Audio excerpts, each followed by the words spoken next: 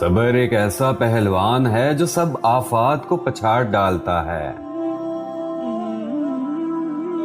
کامیاب وہ ہے جس کی اللہ تعالی مدد کرے، اور نامراد وہ ہے جس کو اللہ کی مدد نصیب نہ ہو۔ گمنامی کو پسند کرو، اس میں ناموری کی نسبت بڑا امن ہے۔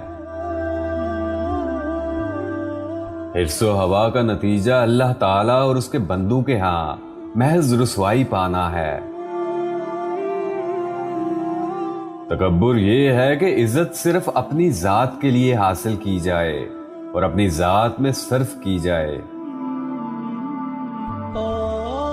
غیر ضروری بات کا جواب دینے سے گریز کرو تاکہ تم خود بھی فضول بات سے بچے رہو۔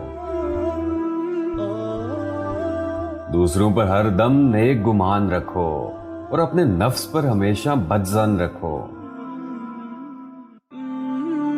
جس عمل میں تجھے حلاوت نہ آئے سمجھ کے وہ عمل تو نے کیا ہی نہیں۔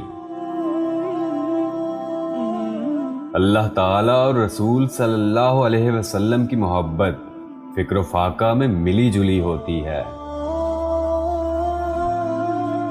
اس سے محبت کرو جس میں یہ تین چیزیں ہوں، ہمیشہ خوش رہو گے۔ اول، اس کے دل میں آپ کے لیے پیار ہو۔ دوم، وہ تمہاری ہر بات مانتا ہو۔ سوم، تمہارا ہاتھ ہر مصیبت میں تھامے رکھے۔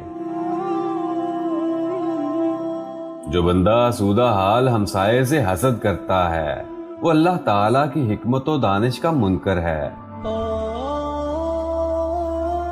اللہ تعالیٰ کا شکوہ بندے سے نہ کر، غرور سے باز آ۔